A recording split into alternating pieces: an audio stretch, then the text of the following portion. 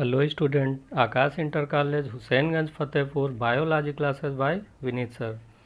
Students, हमने अपने पिछले वीडियो पर पुष्प की संरचना का अध्ययन किया था, जिसमें हमने जाना कि पुष्प में 4 चक्र या 4 भाग होते हैं, जिनमें फर्स्ट है बाह्य दलपुंज, सेकंड है दलपुंज, थर्ड पुमंग और फोर्थ है जायांग, जिसमें से पुमंग को नर जननांग तथा जायांग को मादा जननांग कहा जाता है।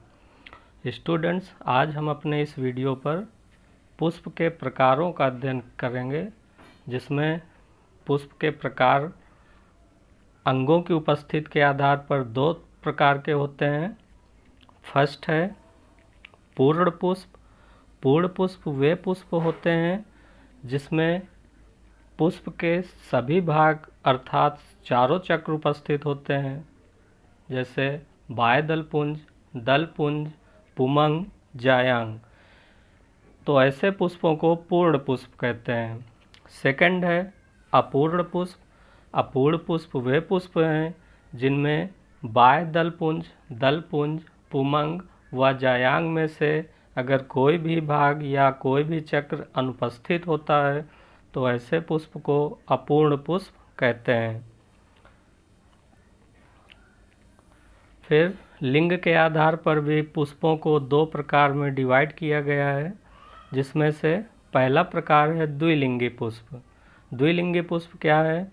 ऐसे पुष्प जिनमें पुमंग एवं जायांग यानी नर जननांग और मादा जननांग दोनों उपस्थित होते हैं, ऐसे पुष्पों को द्विलिंगी पुष्प कहते हैं, जैसे सरसों, मटर, गुड़हल आदि।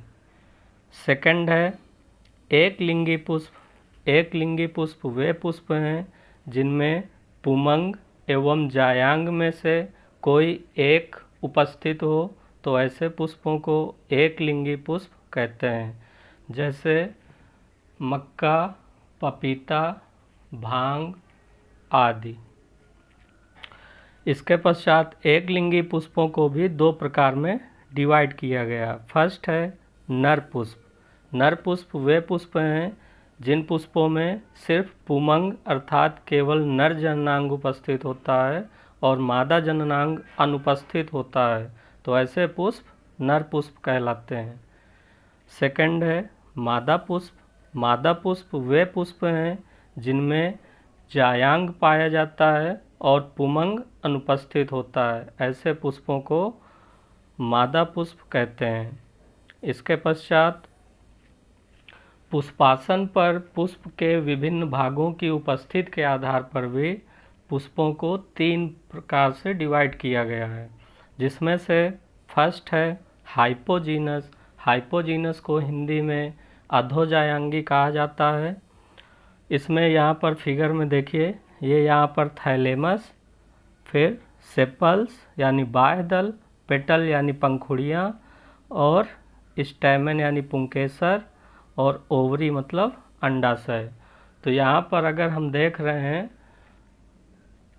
तो इसमें पुष्प के जितने भी भाग हैं, ये बाह्य दल है, पुमंग है, तो ये सभी भाग जायांग के नीचे से निकल रहे हैं, तो इसका मतलब ऐसे पुष्प को क्या कहेंगे? अधोजायांगी। फिर सेकंड है एपीजीनस। एपीजीनस को हिंदी में जायांगोपरिक कहते हैं। ऐसे पुष्प जिनमें पुष्प के अन्य भाग जायांग के ऊपर से उत्पन्न होते हैं, ऐसे पुष्पों को जायांगोपरिक कहा जाता है। अब इस फिगर में देखते हैं, ये एपीजीनस यानी जायांगोपरिक। अब इसमें से ये यहाँ पर अंडाशय दिया हुआ है, ओवरी, और इसके बाद सेपल यानी बाह्य दल, स्टैमेंस पुंकेसर और पेटल यानी दल या पंखुड़ियाँ। तो यहाँ पर ये सभी ये जो जायांग है यानी मादा जनन अंग है, इसके ऊपर से उपस्थित हुए हैं यानी ऊपर से उत्पन्न हुए हैं, तो ऐसे पुष्पों को जायांगोपरिक या एपीजीनस कहते हैं, जैसे सेब, खीरा, अमरूद आदि में पाया जाता है। और अधोजायांगी जो थे उनमें सरसों और गुड़हल आते हैं। इसके पश्चात तीसरा है पेरीजीनस, पेरीजीनस को हिंदी में परिजायांगी कहा जाता है, यानी ऐसे पुष्प जब जायांग तथा पुष्प के अन्य सभी भाग पुष्पासन पर समान स्थिति से उत्पन्न होते हैं तो ऐसे पुष्पों को परिजायांगी या पेरीजीनस कहते हैं। अब यहाँ पर देख लीजिए, ये पुष्पासन यानी थाइलेमस, तो यहाँ पर जायांग भी यहीं से विकसित हो रहा है और यहीं से पुष्प के अन्य भाग भी निकल रहे हैं, यानी दोनों समान भाग पर ही उत्पन्न हो रहे हैं। तो इस प्रकार के पुष्पों को परिजायांगी पुष्प कहते हैं, जैसे गुलाब, आड़ू आदि में।